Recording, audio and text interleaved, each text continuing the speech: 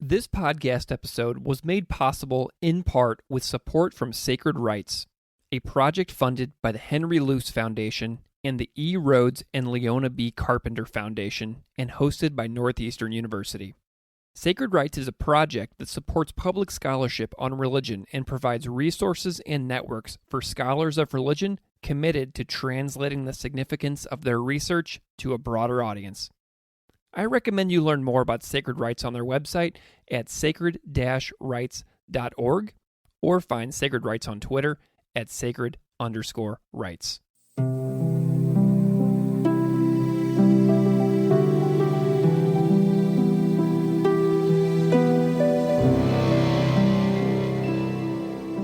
Welcome to Classical Ideas.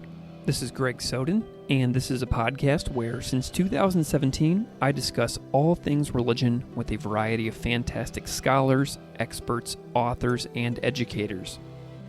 On this episode, my guest is Dr. Soumia Bardhan. Soumia Bardhan is Assistant Professor of Communication at the University of Colorado, Denver. Her work operates at the transdisciplinary intersection of intercultural communication, global communication, and Islamic studies. Her first monograph on the digital rhetoric of the Egyptian Muslim Brotherhood is under contract with the University of Alabama Press. On this episode, we discuss the 2021 article titled Recruiting Foreign Warriors, Moral and Temporal Tropes in the Islamic State's Dabiq, which appeared in the journal Rhetoric and Public Affairs. We also discuss her forthcoming book project and the role of public scholarship in her career. Please enjoy this conversation with Dr. Soumia Bardhan.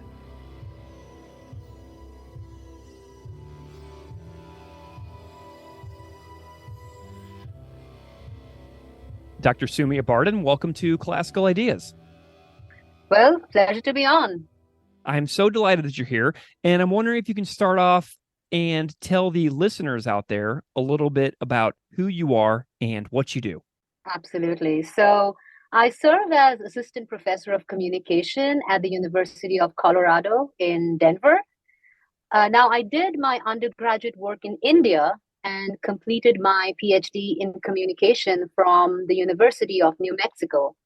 And my scholarly interests are quite interdisciplinary because they are informed by intercultural communication. And in its most basic definition, intercultural communication is communication and interactional dynamics, or the study of communication and interactional dynamics of difference based on religious, historical, cultural, and political values. So intercultural communication, media and global communication, and Islamic and religious studies.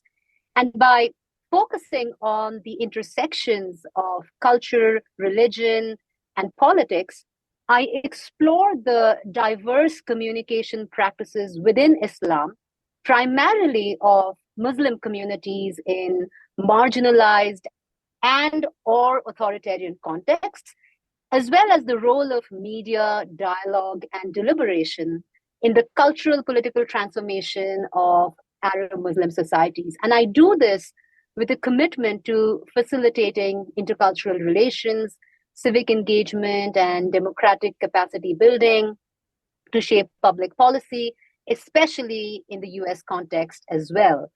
And finally, since communication studies in the US has historically been shaped by Western Anglo-Saxon theorizing, my work also expands the boundaries of the discipline by centering non-dominant, often Muslim voices and experiences in communication scholarship.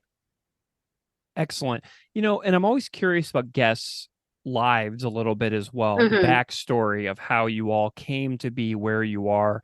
What are a little bit of details about your backstory, some stepping stones along the way that kind of captured your interest to help you focus on intercultural communication, global communication, Islamic studies? What was that pathway like for you in your life? Sure. So my identity as an academic of Hindu faith from post-partition India, who was also trained and is now working within a US-centric paradigm, deeply influences my scholarly pursuits. Now, raised in post colonial India in a Hindu majority nation and in a Hindu urban middle class home, I witnessed the oppression suffered by Muslim minorities or the other in this, what I call improbable democracy. Now, ironically, when I arrived in the US for my graduate work, I became the other. And because of my scholarly interests, and I think also my physicality, I was ascribed certain identity positions, such as Muslim, Arab, Middle Easterner. So these intersecting identities of my intercultural encounters and the tension that I navigate even to this day between privilege and othering are the key dynamics that have led me to challenge the marginalization of Muslim voices and discourses, especially in the Western academy, and of course beyond that. My larger mission, and here I align with the mission of my current department at CU Denver, is to cultivate the knowledge and ability to use communication to create a more equitable and humane world. Now, not only through research and exploration, but also with the aim to understand, empathize, self reflect, and most importantly, I would say, challenge misinformation and prejudice. I know that you are also doing a lot of writing in your careers as an assistant professor, and I know that you have a book about the digital rhetoric of the Egyptian Muslim Brotherhood under contract at the moment. I wonder if Correct. you can give listeners a little sneak peek about what to expect from your forthcoming book and any details you want to share about it. Yeah, I'd love to.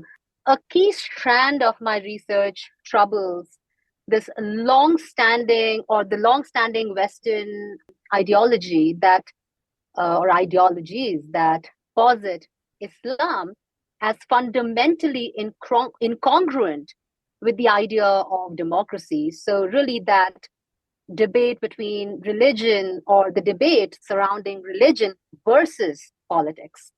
Instead, I investigate the complex ways diverse communication and rhetorical dynamics and discursive practices of Islam shape Middle East and North Africa or MENA politics, and how Western actors respond to such discourses. Now, this line of research began with my dissertation, where I analyzed the English language rhetoric of the Egyptian Muslim Brotherhood, an Islamist organization adhering to the values of political Islam and, at least in its Egyptian framework, a bit of a moderate Islamist organization. So its English language rhetoric in Ikhwanweb, its official English language website, during the final years of Hosni Mubarak's presidential term in Egypt. The primary purpose of this study was to identify culture-specific communication strategies used by the Muslim Brotherhood to position itself for an English-speaking audience. My current monograph, which has been contracted by the University of Alabama Press, is an extension of this project. And in this book, I ask, is it possible to forge a liberal democracy in the MENA region in which Islamic political ideas and movements have a central place? And I argue that investigating the transnational communication of Islamists through its online platforms and through English in authoritarian MENA societies, that is, Islamist organizations that work within that framework of authoritarian Middle Eastern and North African societies. So looking at that transnational communication, that becomes significant for tracking the possibilities of the future of democracy in MENA, led or supported by Islamists such as the Egyptian Muslim Brotherhood. Wonderful. I look forward to possibly having another conversation with you someday whenever the book is released in the world, and maybe we can have a more in-depth conversation about that text. So Well, you're invited. absolutely. Yeah, you're invited back whenever the book is coming out. Ah, I would love to have you back. So we'll talk a little bit thank about you. some. Yeah, absolutely. We'll have talk a little bit about some of your other work too. You have a piece that came out in 2021 in Rhetoric and Public Affairs titled "Recruiting Foreign Warriors: Moral and Temporal Tropes in the Islamic State's Dabiq." And this is a really fascinating article. I read it last Saturday sitting on the couch, and it gave me so much to think about because I heard about Dabiq a lot several years Hmm. back, and it really helped me bring about some of my own thinking on a topic that I've never talked about on this podcast. So I'm wondering if you can tell me a little bit about how this project came to exist with your co-author, Daniel Cutter. Sure. So Daniel Cutter was my master's advisee when I was a professor at Kansas State University. He analyzed the rhetoric of ISIS in his graduate thesis. Consequently, we decided to take some of the findings of the thesis to a broader academic audience and co-authored this article, which, as you correctly mentioned, was published in 2021 in the peer-reviewed Rhetoric and Public Affairs. And in this article, we show through use of dominant Western war tropes in its recruitment magazine, which is Dabiq, the Islamic State ironically reveals itself as a rhetorically seasoned colonizing force. And we argue that it is important to reflect on the Islamic State's rhetorical challenge, which goes far beyond the territorial existence and physical existence of the Islamic State. I want to know a little bit about the Dabiq magazine from the Islamic State. What do you think listeners out there should know about this magazine that maybe they don't? To answer your question, let me provide context. So on June 29th, 2014, the Islamic State of Iraq and al-Sham, which is ISIS, renamed itself the Islamic State or IS. Abu Muhammad al-Adnani, who was the chief propagandist of ISIS at that time, announced this name change and proclaimed Abu Bakr al-Baghdadi, ISIS leader, as caliph. As al-Adnani declared, now the Khilafah or the Caliphate has returned. So, taking from acclaimed historian Hugh Kennedy, the concept of Khilafah or Caliphate offers an idea of leadership which is about the just ordering of Muslim societies according to the will of God. Moving to this whole sort of announcement that indicated the Islamic State's global ambitions, IS leadership promised this new caliphate would expand beyond Iraq and Sham, which is the Levant, to form a global khilafah, to basically take over the world, hence the group's new name. Now, it must be remembered that the Islamic State had previously received considerable media coverage and political attention, but this official declaration captured the attention of the Western world. IS no longer constituted yet another sectarian militant group from the MENA region. Rather, it offered an existential threat to regional stability, including to Muslims who refused to accept its agenda and worldview. And IS also differed from previous iterations of Islamic terrorist groups due to its brutal tactics, including its much publicized beheadings of captives that were distributed through media productions and a social media presence. So the Islamic State then indicated the arrival of a new form of resistance to the old order in MENA, exceptionally violent, extremely well organized and tech savvy. The group sought not merely to overthrow existing regimes, but to establish a global caliphate. So coming back to your question about Dabiq, to commemorate its declaration of a global khilafah, the Islamic State began publishing an official online magazine in 2014. And the first 15 issues were titled Dabiq, named after the area in Sham that featured in a hadith, which are report of the traditions, actions, and sayings of Prophet Muhammad, as the battleground where a pivotal encounter would take place between Muslims and the Crusaders. And And the use of crusaders is not just metaphoric. It's really also going back and referencing the military expeditions that began in the late 11th century, organized by Western European Christians in response to centuries of Muslim wars of expansion. Mm. So coming back to Dabiq, as one of the Islamic State's primary recruiting tools, Dabiq was published in several languages, including English. And scholars and terrorism experts have noted the immense role English played in bringing the Islamic State's propaganda to English speakers globally and luring many of them to join the group. According to a RAND Corporation report, by 2018, the Islamic State social media recruitment efforts successfully enticed 40,000 foreign nationals, many from English-speaking countries, to join the group. So you can see how influential and effective Dabiq was as a recruitment tool around 2014, around that time. Wow. So your article recaps a lot of research that was done very quickly on the Islamic State. What does your article specifically offer the field that you felt like hadn't been done as like a gap in the field? Tell me a little bit about that. Sure. And this answer might be a bit pedantic. Now, there has been a deluge of scholarly work to comprehend the Islamic State phenomenon, like you correctly mentioned.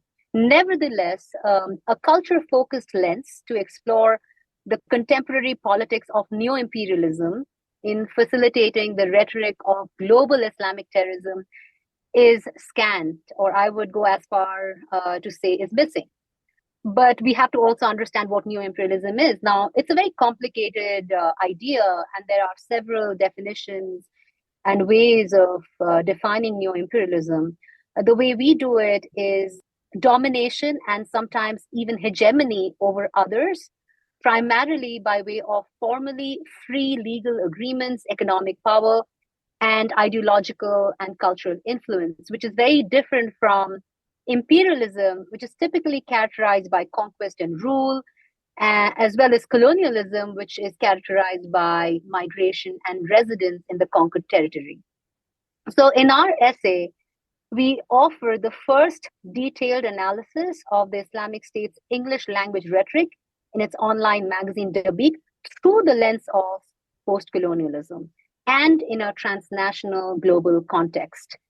Again, let me mention post-colonialism as a theory and as a framework is also much debated. Now, I'm bracketing that conversation for now, but I wanted to state that.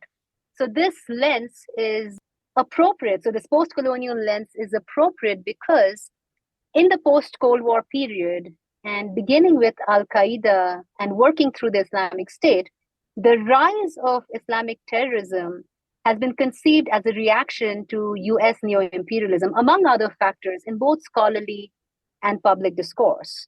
Now, while neo-imperialism lacks the traditional trappings of conquering and occupying and civilizing international spaces in the name of modernity, it nonetheless leaves citizens around the world smarting from the sense of their being treated as colonial subjects. And this can often become one of the reasons behind how or why those who hate America, such as the Islamic State, craft their rhetoric and design their actions.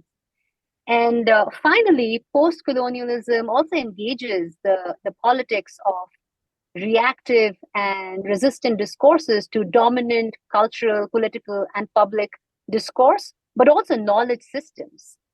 So the discourse on Islamic terrorism in Western societies and the United States is overwhelmingly influenced by Orientalism and the long tradition of this cultural stereotyping of the Oriental other, the violent Muslim, the threat, the terrorist, bereft of reason or emotion or compassion, or any kind of savviness and sophistication with their tactics and strategies.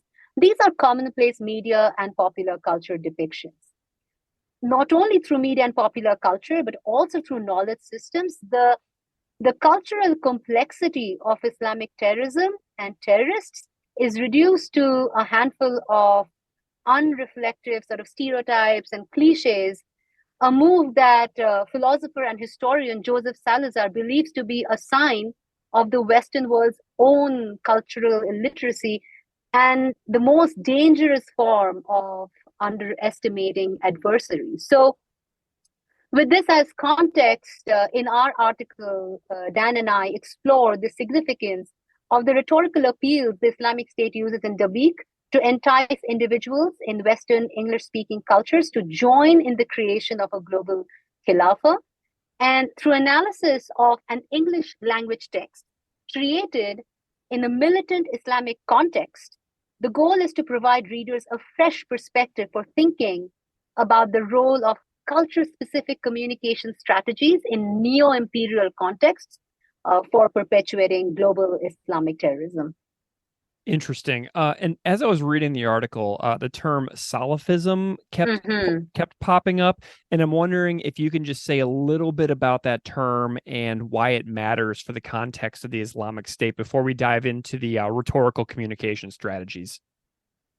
So ideologically, the Islamic State is a Salafi jihadist movement. And according to several scholars of Islam, Salafism is a philosophy and or movement that developed in the 19th century as a reaction to Western values and norms threatening Islamic beliefs. And the goal was to revive the earliest pure form of Islam and to return to the golden age of the Prophet Muhammad. Now, it is typically characterized as extremist because of its religious conservatism and aesthetic conformity, but the adherents of Salafism are not a monolith, and not all Salafis are violent. As a Salafi jihadist movement, the Islamic State holds a violent rejectionist stance, especially toward the state, regarding it as an artificial and almost heretical unit, as well as the global international order.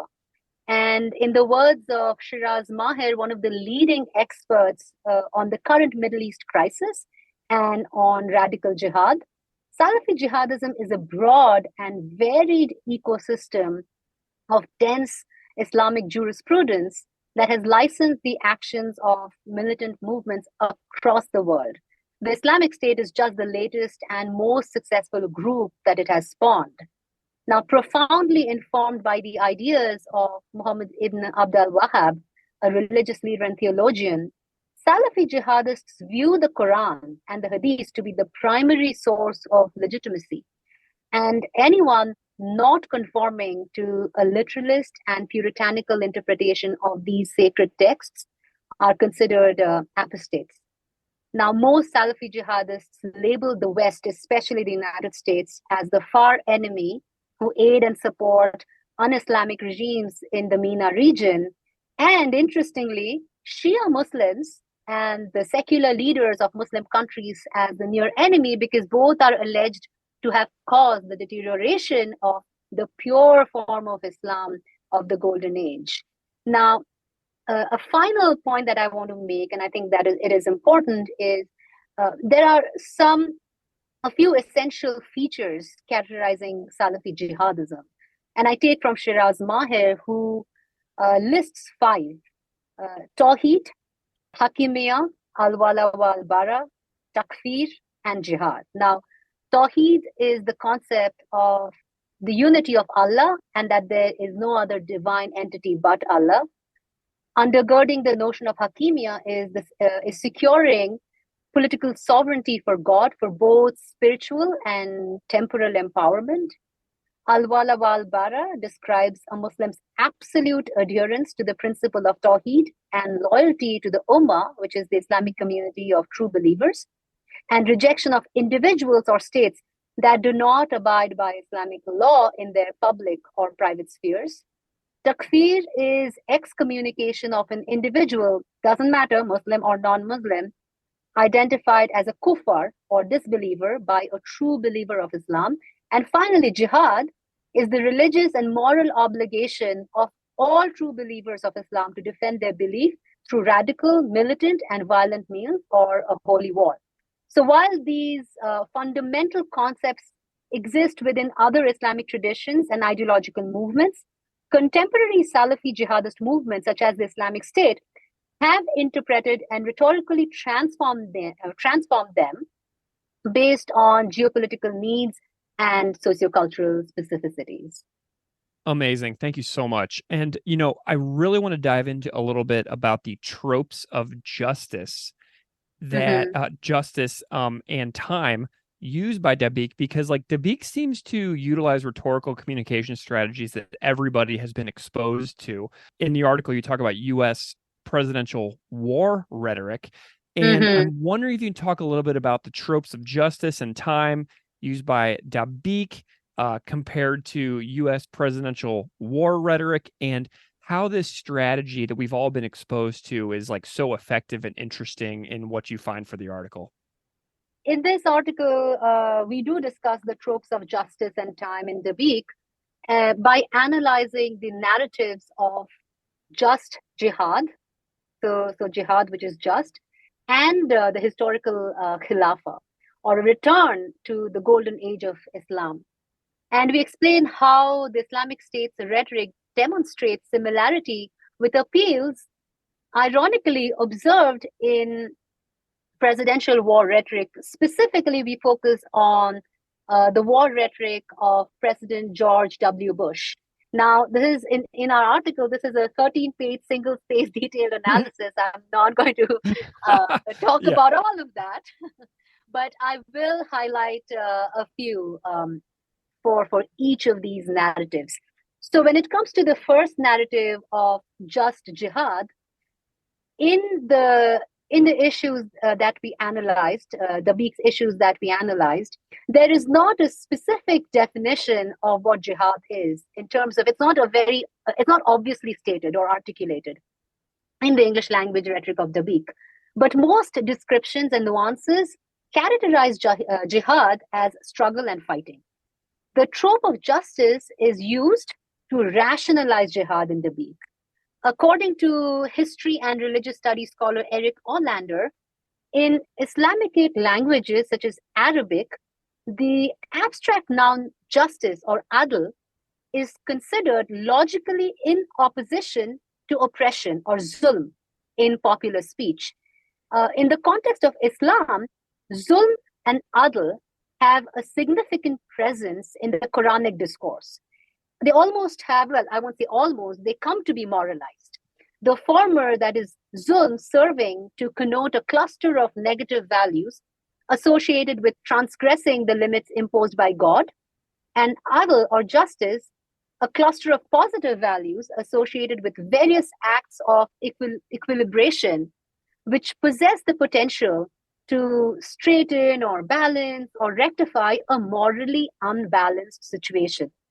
And the Quranic rootedness of justice is reinforced in this English language version of Dabiq. So to give you one example, primarily a deliberative urgency to justify jihad is centered around criticisms of the United States' oppressive foreign policies in the MENA region. For instance, the foreword of issue 3 of Dabiq features a critique concerning the death of James Foley, a freelance war reporter from the United States. Foley was captured by the Islamic State in November 2012 and executed in a viral beheading video in August 2014.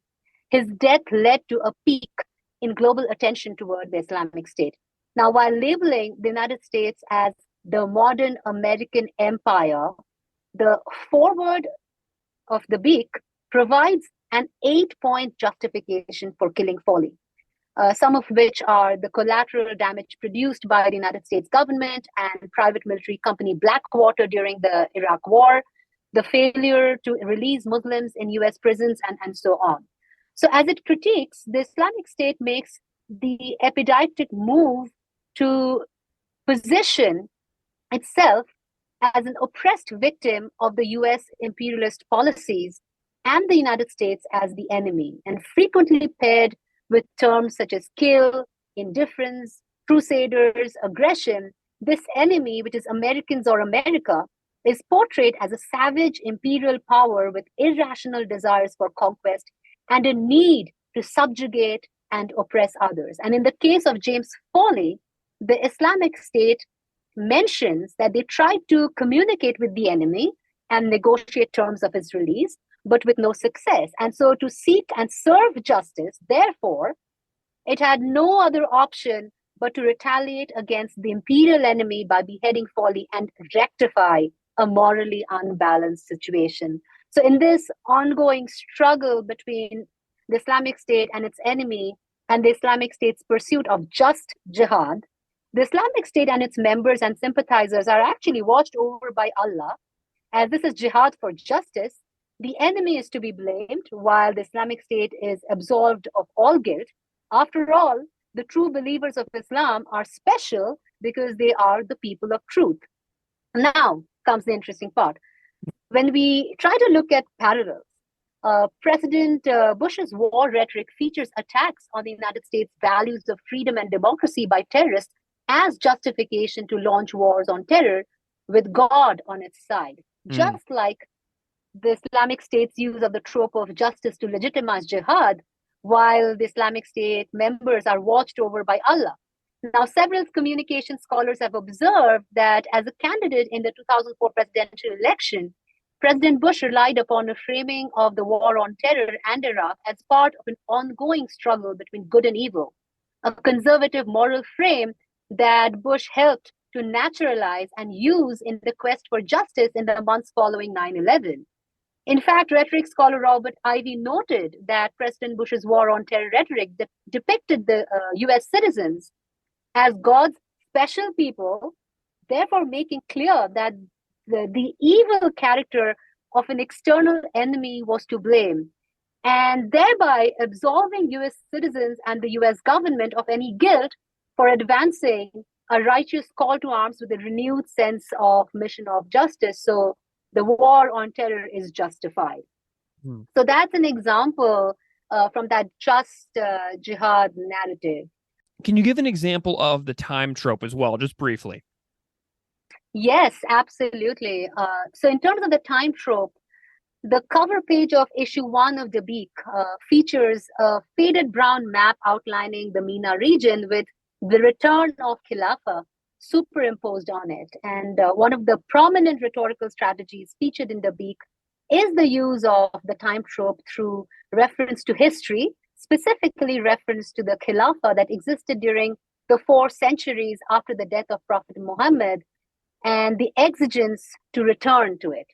So the Islamic State's goal is not to create simply a global Khilafah, but to restore the historical Khilafah in its mission to take over the world, partly because the events of the 4 golden centuries of Islam, right after the death of the Prophet, recall a world in which the Caliphate was the most powerful and advanced polity in the whole of Western Eurasia. And as stated in the article in the Dabiq titled "A New Era Has Arrived," which is in issue 1, with the return of the Khilafah, the Islamic State mentions that by Allah's permission, the Muslim will walk everywhere as a master, having honor, being revered, with his head raised high and his dignity preserved if this Khilafah were to return. So this echoes historian Hugh Kennedy's claim that knowledge of the history of this period, that is the historical Khilafah, can encourage that cultural self-confidence, which is essential to any civilization, and points to a time when Muslims were God-fearing and devout, puritanical and self-disciplined, and always willing to sacrifice their lives in the path of Allah. So this deliberative argument is fundamentally in line also with Salafi philosophy that instructs all true Muslims to strive to restore a period in time, a specific era, which is the golden age of Islam. So with these examples, I wanted to highlight another point of congruence, especially with the time trope, which is we can identify a noticeable presence of these time tropes through references to history in the war on terror discourse of President Bush following the events of 9/11. Now, President Bush's use of the day that changed everything to signify 9/11 resonated with Roosevelt's historical day of the attack on Pearl Harbor in 1941, that will live in infamy to shape the attack on the Twin Towers as an act of war.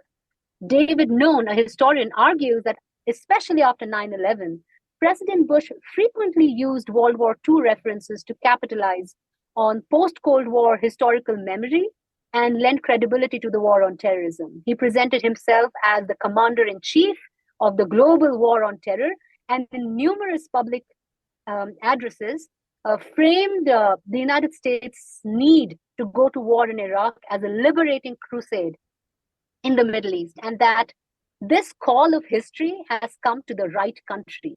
So President Bush's rhetorical referencing of the historical Pearl Harbor, World War II, and the Crusades was a strategy to use the past and time to legitimize the war on terror and create an urgency to provoke action, just like we see the Islamic State doing in Dabiq. So the question becomes, and I think there's something that you also wanted me to elaborate on, is so what? What are the implications of these parallels? So we argue that the implication is really two-pronged. On the one hand, to disorder the stereotypes of the Muslim terrorist, Dabiq disrupts the reductive discourse that equates Islamic terrorists only with barbaric aggression. So by crafting rhetorical appeals akin to those deployed by a civilized Western political leader in time of war, the Islamic State uses Dabiq to portray the rhetorical sophistication of global Islamic terrorism, rendering itself as not so much barbaric as a rational global actor.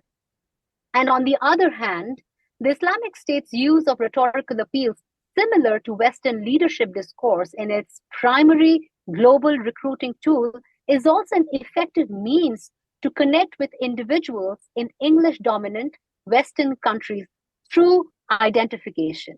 Because justice and time have a cultural situatedness and importance in the Western cultural context that renders these tropes, these narrative devices, and these figures of speech identifiable by potential recruits in the West, making these compelling transnational recruiting devices.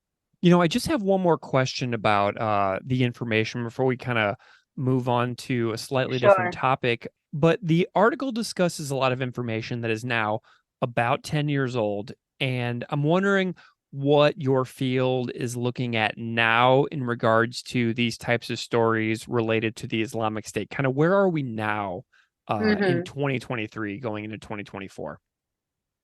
Absolutely. So the ISIS crisis or the IS crisis is far from over.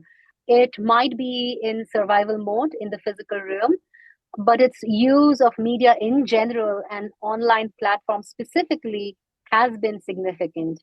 These helped in its global recruitment efforts in the past, as we have shown, and they continue to contribute to its overall strategy and role in maintaining global visibility and influence, according to a recent report published by the International Institute for Counterterrorism.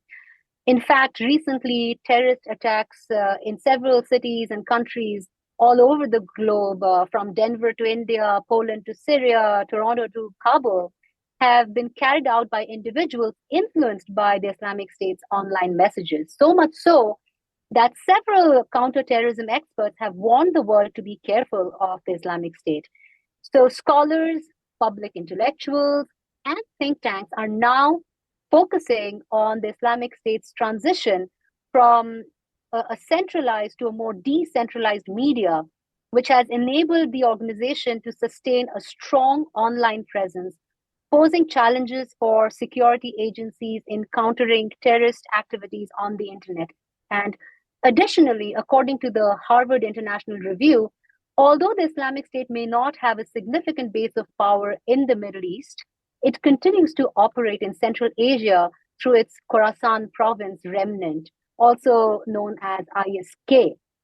So we cannot minimize the importance of the Islamic State's continued online media use on maintaining its global visibility and influence. And although our 2021 piece is an analysis of the Islamic State's recruitment strategies a decade ago, we cannot forget about the Islamic State and must pay attention to their past online recruitment strategies to counter forthcoming ones. And I must reiterate, the Islamic State must not be underestimated as the barbaric other, and we must be warned of its savvy, strategic global recruitment strategies, such as those mimicking US presidential war rhetoric. And it's time to see it as a rational global actor if we are to prevent another IS rise and onslaught. Amazing, Dr. Bardhan. I have never featured a conversation about this topic on this podcast in almost 300 episodes, so I appreciate you helping me fill in the gaps with such a concise description and of such a complex and wide-ranging topic. It's so immensely appreciated for me.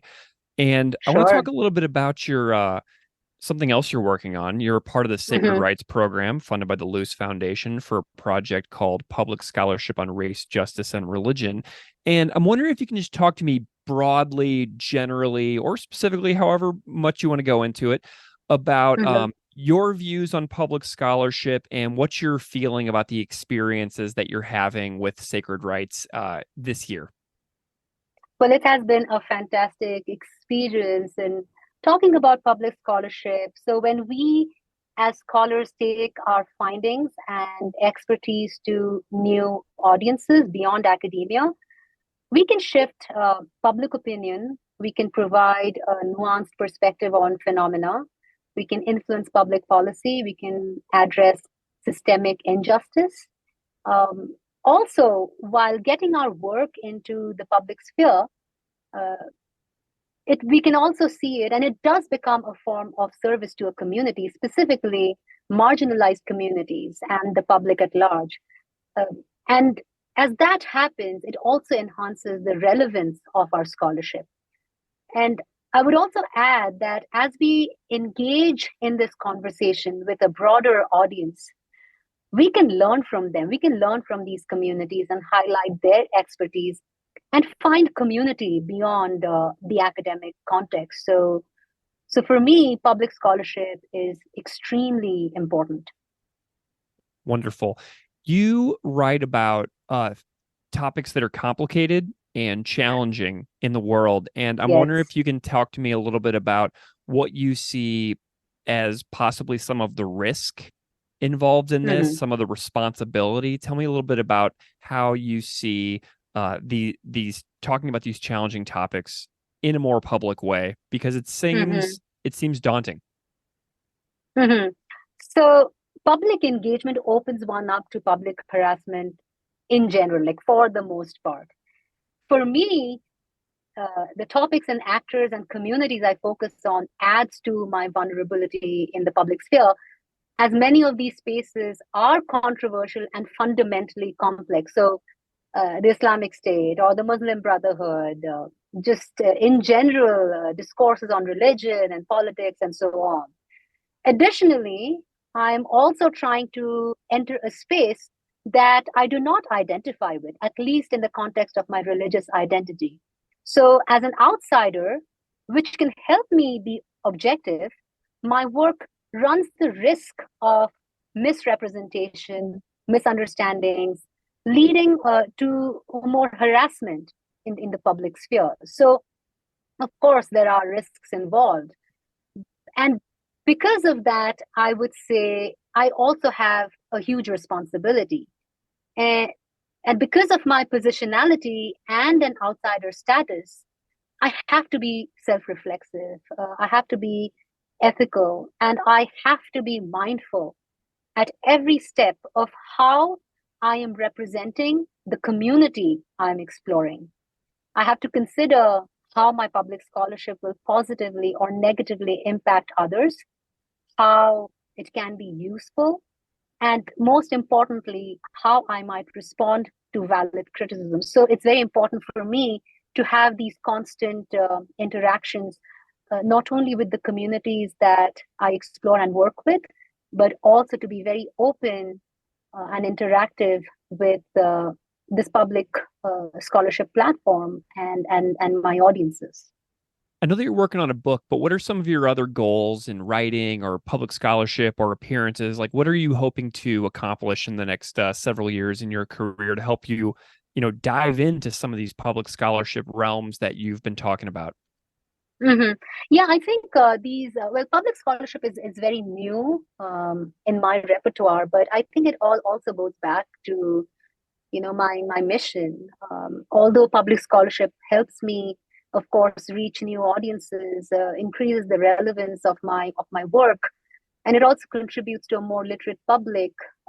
It helps shed light on communities that are stereotyped, prejudiced, misunderstood, or not understood in their diversity. But yeah, the rewards are really to really go back to who I am as a scholar and what my commitments are. So intercultural understanding, really minimizing stereotypes and prejudices, challenging cliches and generalizations. For instance, challenging this approach to Islam as a monolith, terrorists as barbaric, Muslim women as always lacking agency and oppressed. And hopefully, in the next 10 years, being able to balance not only my academic scholarship, but also an effective public scholar who is able to fulfill these commitments. So hopefully, my work in the public sphere, my forthcoming book, the articles I write, will all help me reach that or fulfill that commitment. Wonderful. Well, Dr. Soumia Bardhan, I am very grateful to you for your time and your energy and the level of detail that you were willing to dive into these topics with me today. It is such a pleasure to have such a fulfilling and intellectually invigorating conversation for me personally. So I really want you to know that I appreciate your time personally, and I know that the listeners out there will as well. Do you have any like links or anything that Mhm. you would like to promote if people would like to follow along with any of your work in the future? Well, Greg, thanks for having me on. In terms of where people can find me, I'm present on academia.edu, and my faculty profile appears on my department's webpage. Also, I'm building my website, which will include a comprehensive account of my scholarly and publicly engaged work. And till then, I welcome email, and I'm at soumia.bardhan@ucdenver.edu. Thank you so much for being here, Dr. Soumia Bardhan. It's been a real pleasure.